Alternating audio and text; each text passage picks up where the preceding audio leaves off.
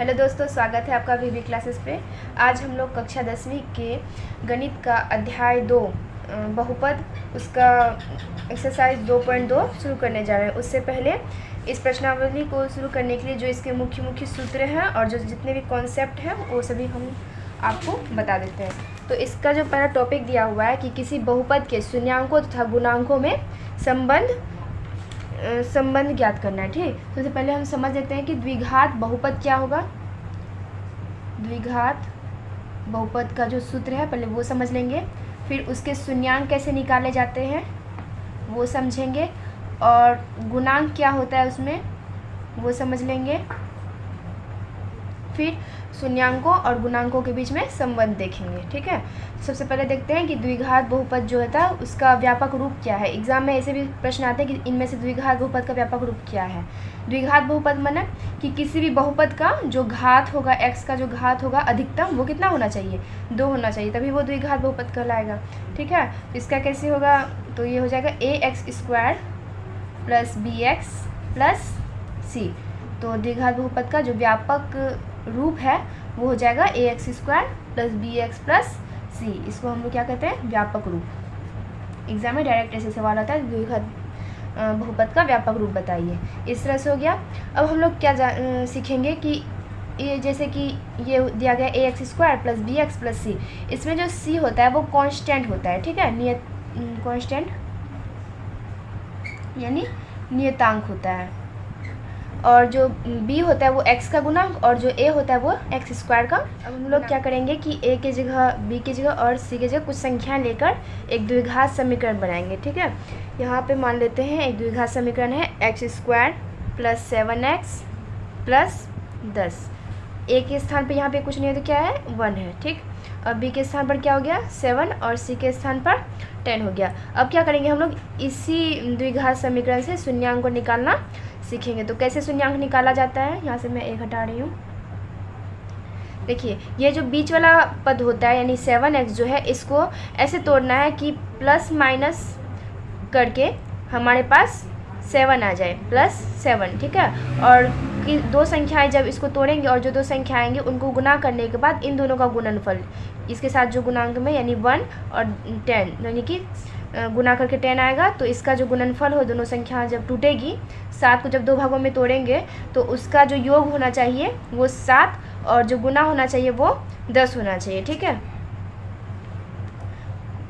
10x² होना चाहिए। अब हम लोग कैसे तोड़ सकते हैं 7x को, कि प्लस माइनस हो के भी 7 ही आए और गुना करके 10 आए। अगर हम लोग तोड़ते हैं 7 को 5 और 2 में, ठीक है, 5 और 2 में, तो इसको जब गुना करेंगे तो क्या आएगा, 7, और जब इसको जोड़ करेंगे तो 7 आएगा, और जब गुना करेंगे तो क्या आ जाएगा, 10 आ जाएगा। यानी कि इन दोनों का गुणनफल मिल रहा है 5 और 2 के रूप में तोड़ने पर। ठीक है, तो अब इसको यहाँ पे करके दिखाती हूँ। x² + 7x है + 10 है, तो तोड़ना है तो हम लोग कैसे तोड़ेंगे, 5x कर देंगे और +2x कर देंगे। क्यों, क्योंकि ये दोनों जो है जुड़कर 7x हो जाएगा, और इन दोनों का जो गुणनफल है यानी 5 और 2 का 5 दूनी 10, वो यहाँ पे जो इसका है इन दोनों के गुणनफल के बराबर हो जाएगा। इस तरह से अब यहाँ पे जो पद है 10 वो लिख देना है। अब इसमें से कॉमन लेना है, इसमें से कॉमन यहाँ से यहाँ तक और इधर कॉमन, इसमें से क्या कॉमन आ जाएगा, इधर तो कुछ नहीं है तो इधर सिर्फ x बचेगा, x कॉमन ले लेंगे तो क्या रहेगा, एक x बच जाएगा, और यहाँ पे जब एक x कॉमन ले लिया तो क्या बचा, 5। उसी तरह से इसमें से जब हम लोग 2 को कॉमन लेंगे तो आ जाएगा x + 2 पंचे 10, 5। अगर आपका यहाँ का पद और यहाँ का पद सेम है तभी आपका वो बहुपद सही होगा, नहीं तो गलत हो जाएगा। ठीक है, अब ये जो x + 2 है इसको एक साइड, और ये जो x + 5 है इसको एक साइड कर लेंगे। इस तरह से अब जो है शून्यांक निकालना है, तो x + 2 को बराबर कर देंगे 0 के, और इधर x + 5 को बराबर कर देंगे 0 के। यहाँ से x बराबर क्या हो जाएगा, -2, और इधर से x बराबर क्या हो जाएगा, -5। यही दोनों हमारे क्या हो गए, 2 शून्यांक हो गए। इस तरह से हम क्या करते हैं कि शून्यांक को निकालते हैं, किसी भी द्विघात बहुपद से उसके शून्यांक को निकाला जाता है। अब मैं एक और उदाहरण लेके आपको दिखाती हूँ। जैसे कि मैंने एक उदाहरण लिया, 2x² - 5x अब -3 ले लिए। ठीक है। अब इसको इससे हमको क्या करना है, शून्यांक निकालना है।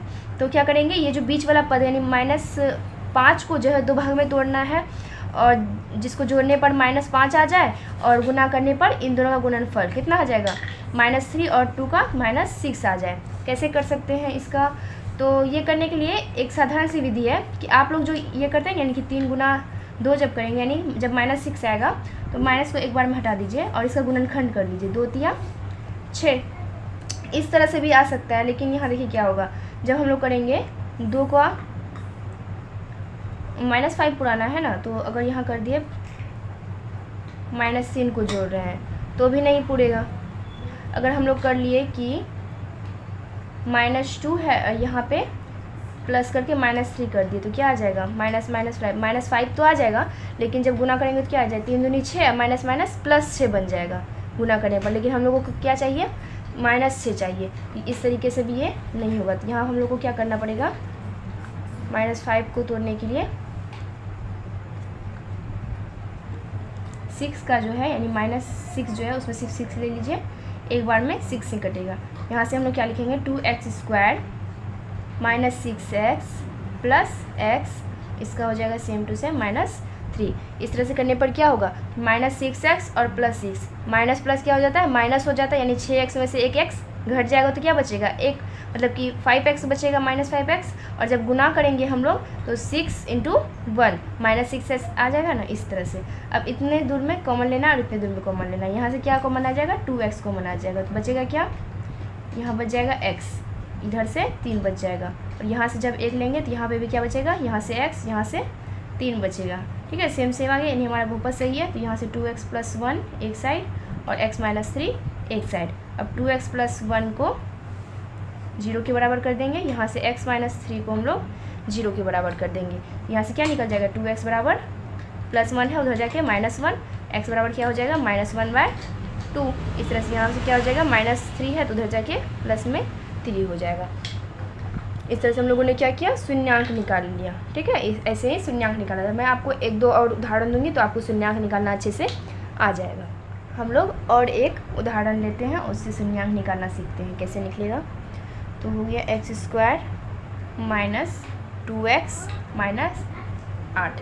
ठीक है, इसका हम लोगों को क्या करना है, शून्यांक निकालना है। तो एक सिंपल सा मेथड क्या है, तो हम लोग को तो ये पता ही है कि इसको तोड़ना होता है 2 भाग में, जिसको जोड़ घटा करने पर क्या हो जाए, -2 आ जाए, और गुना करने पर हम लोगों के पास क्या आ जाए, इनका, और यहाँ जैसे 1 है तो इनका गुणनफल क्या आ जाएगा, -8, और एक का गुणनफल क्या होगा, -8 ही होगा, तो गुणनफल -8 हो जाए। ये 2 टर्म आप याद रखिएगा।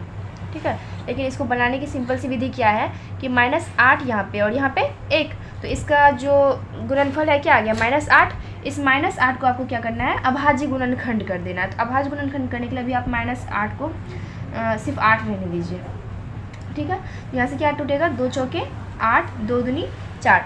अब इसी गुणनफल से आप ऐसा बनाने की कोशिश कीजिए कि जो कि है गुना भाग करके किसी तरह से -2 आ जाए। देखिए जैसे हम यहाँ कर रहे हैं, इस जोड़ने पर -2 आ जाए, 2 दूनी 4 करते हैं और माइनस में 2 ले लेते हैं, 4 में से 2 जाएगा तो क्या आ जाएगा, 2।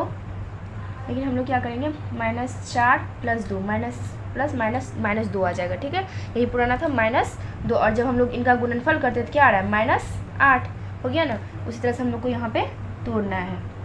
तो यहाँ तो x² रहेगा ही। अब इसको कैसे तोड़ना है, हम लोग क्या करेंगे, जैसे यहाँ था 2 दूनी 4 ले लिया माइनस का, और ये 2 ले लिया प्लस का, तो माइनस प्लस क्या हो गया, माइनस हो गया, तो यहाँ पे -2 आ जाएगा।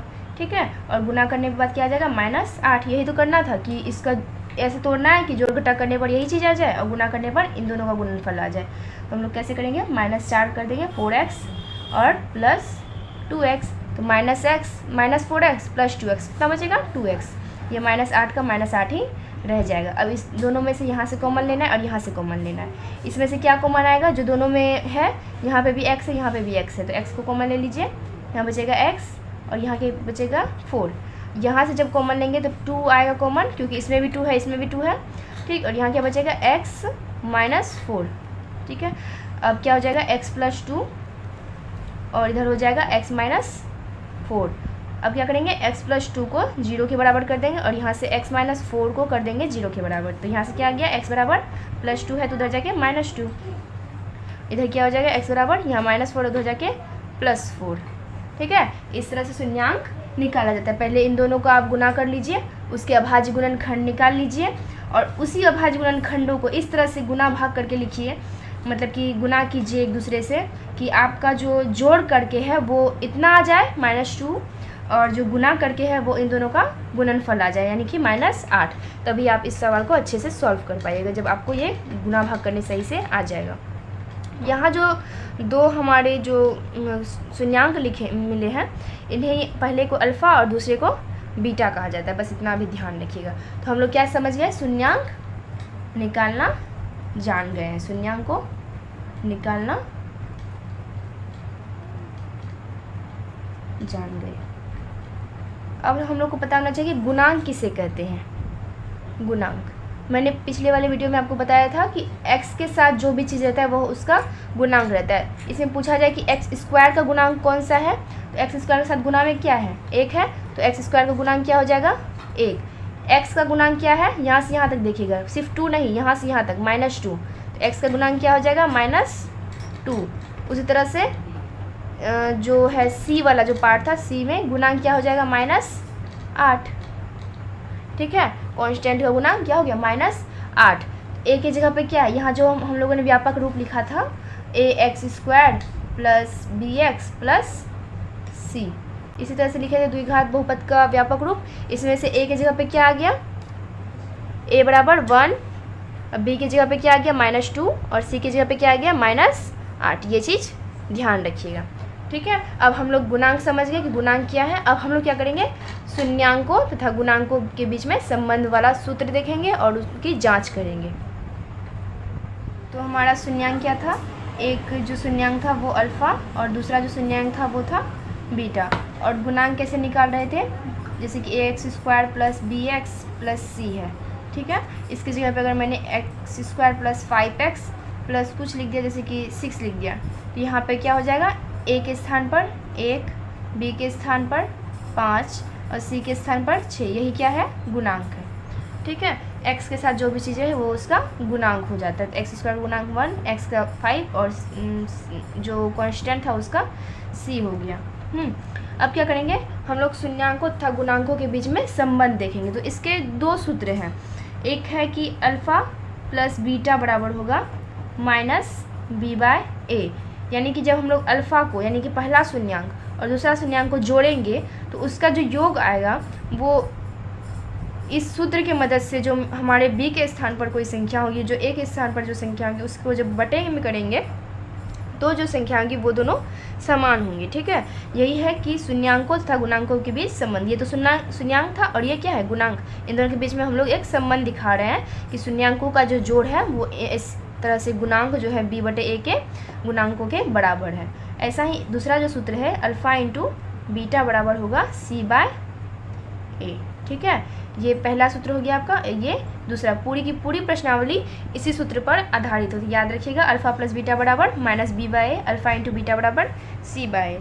ठीक है, अब इसी पर जो है हम लोग कुछ क्वेश्चंस को देखेंगे, यानी कि हमारा जो उदाहरण है, उदाहरण नंबर 2, उसको सॉल्व करेंगे। अल्फ़ा + बीटा बराबर -b/a, अल्फ़ा × बीटा बराबर c/a। दो सूत्र। हमारा जो उदाहरण नंबर 2 है, उदाहरण 2, इसमें क्या है कि द्विघात बहुपद x² + 7x + 10 के शून्यांक ज्ञात कीजिए और शून्यांकों तथा गुणांकों के बीच संबंध की सत्यता ज्ञात कीजिए। यानी कि इसमें जो है पहले हम लोग को शून्यांक ज्ञात करना है और फिर शून्यांक और गुणांक के बीच में सत्यता की जांच करना है। शून्यांक एवं गुणांक के बीच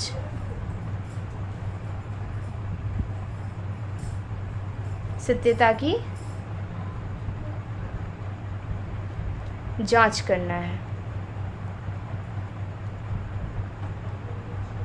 अब हम लोग शून्यांक तो निकालना सीख ही गए हैं, तो चलिए फिर से एक बार शून्यांक निकालते हैं। तो क्या करेंगे, ये जो 10 है और ये इसके साथ क्या है, गुणांक में 1 है, तो इन दोनों को पहले गुना कीजिए, क्या हो जाएगा 10। अब इस 10 का अभाज्य गुणनखंड कर लीजिए, 2 पंचे 10। अब इस 7x जो है इसको यहाँ के जो गुणनखंड के रूप में, जो गुणांक के रूप में जो मिले हमें संख्याएं, उसी हिसाब से इस तरह से जोड़ना है, ठीक है, कि जो है वो 7x हो जाए और वही दो संख्या का गुणनफल जो है वो 10 आ जाए। तो जैसे 2 लिए और 5 लिए, तो इनको जोड़ने पर 7 हो रहा है और 2 गुना 5 करने पर ही 10 हो रहा है। तो ये संख्या परफेक्ट है इसके लिए, ठीक है। एक्स स्क्वायर करेंगे और 7x को किस भाग में तोड़ेंगे, 2x प्लस 5x में, और ये 10 के जगह पे 10 रह जाएगा। अब यहाँ से कॉमन लेना है, यहाँ से पूरा और यहाँ से टोटल, ठीक है। तो x ले लेंगे यहाँ से कॉमन, क्योंकि इसके पास भी x है और इसके पास भी x है। x यहाँ कॉमन लेने से, ये यहाँ तो 2x थे, एक x को ले लिए तो क्या बचा 1x, यहाँ से ले लिए तो 2 बचा। यहाँ से क्या हो जाएगा, जब हम लोग 5 लेंगे, यहाँ बचेगा x और यहाँ बचेगा 2, तो क्या हो जाएगा x प्लस 5 और इधर हो जाएगा x प्लस 2। इन दोनों में से कोई एक ही लेते हैं, x प्लस 2, और ये ले लेते हैं जोड़ में, ठीक है। अब क्या करेंगे, x प्लस 5 को बराबर कर देंगे 0 के, उसी तरह x प्लस 2 को बराबर कर देंगे 0 के। तो x बराबर क्या आ जाएगा -5, x बराबर क्या हो जाएगा -2।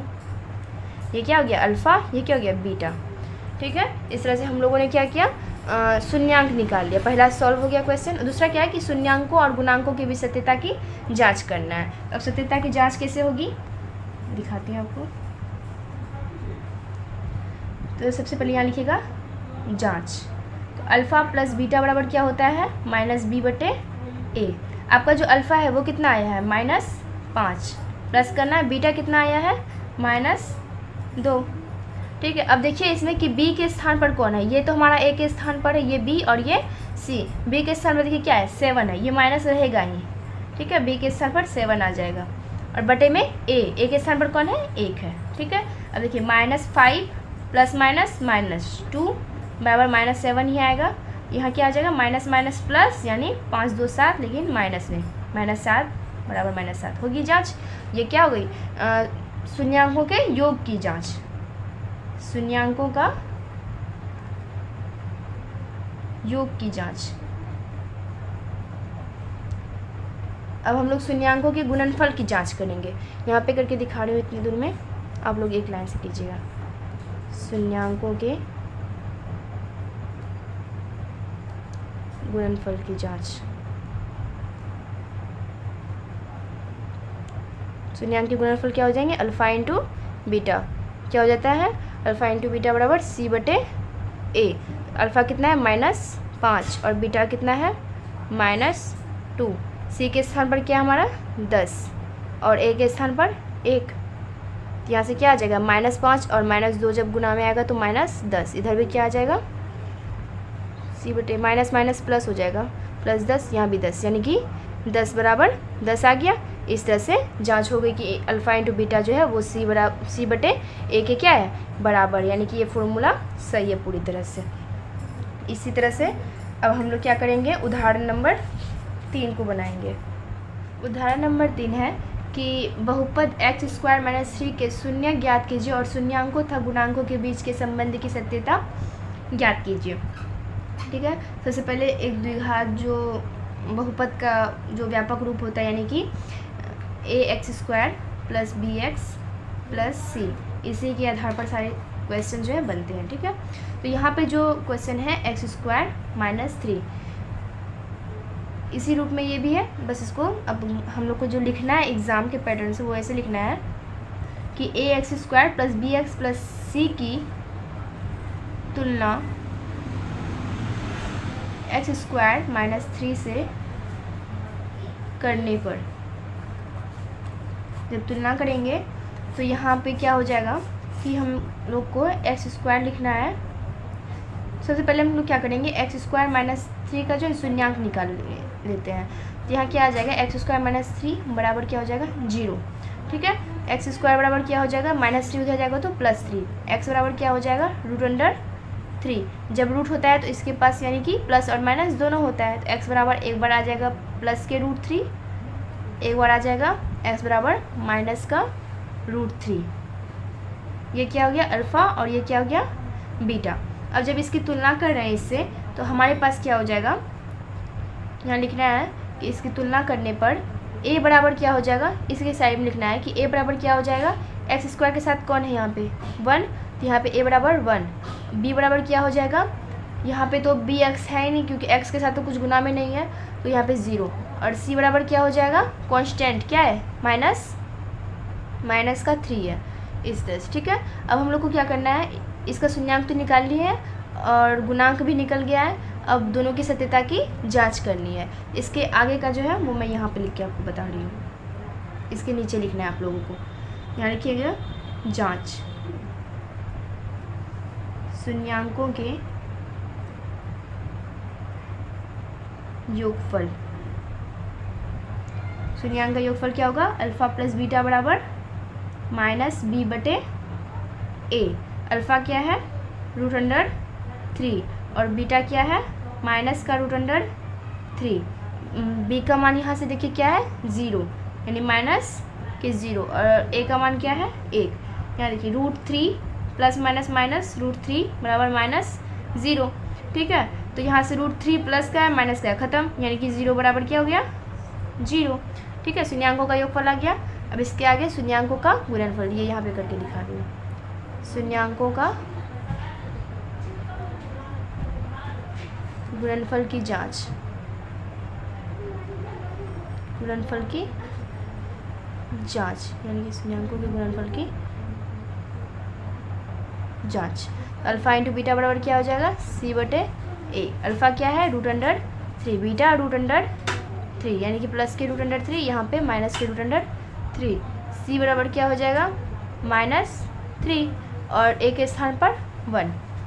अब यहाँ पे प्लस के √3 और माइनस के √3, जब हम लोग सेम गुना करते हैं रूट के अंदर तो क्या आता है, एक चीज़ आ जाता है, यानी कि 3 आ जाएगा, तो यहाँ से भी क्या आ जाएगा 3, लेकिन एक प्लस एक माइनस है, माइनस के 3 आ जाएगा, यहाँ पे भी क्या है, माइनस के 3 है।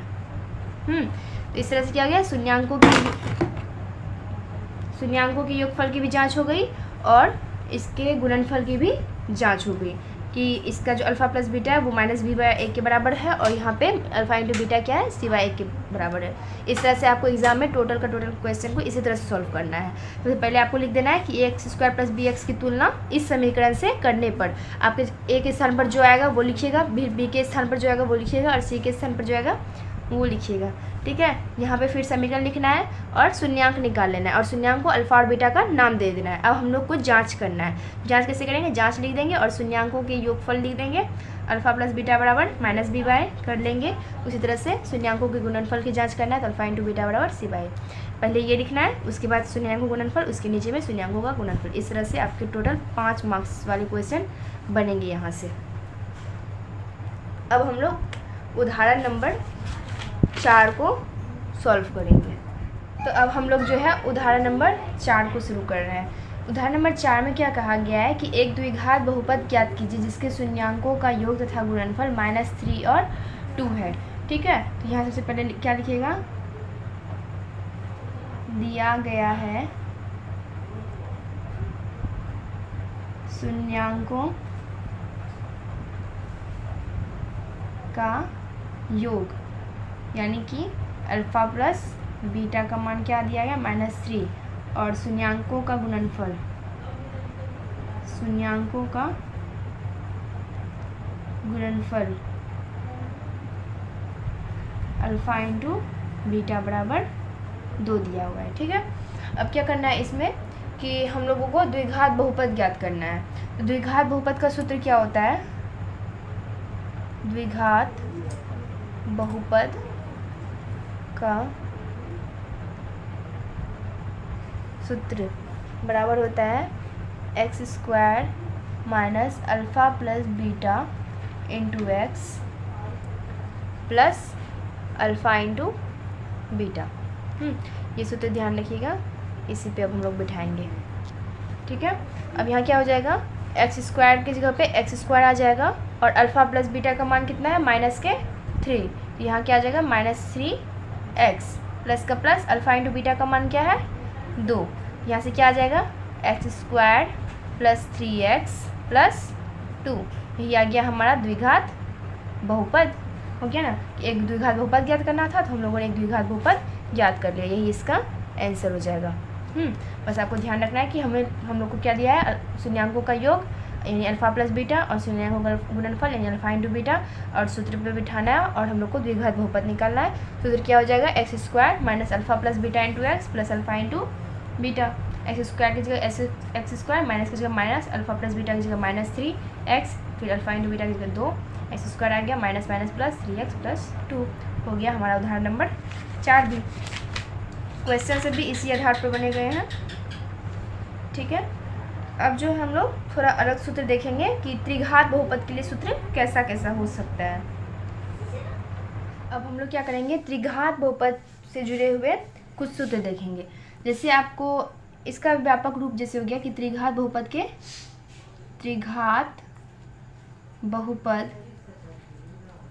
के व्यापक रूप किस तरह से आपको देखने मिल सकते हैं। तो हो जाएगा इसका व्यापक रूप ax³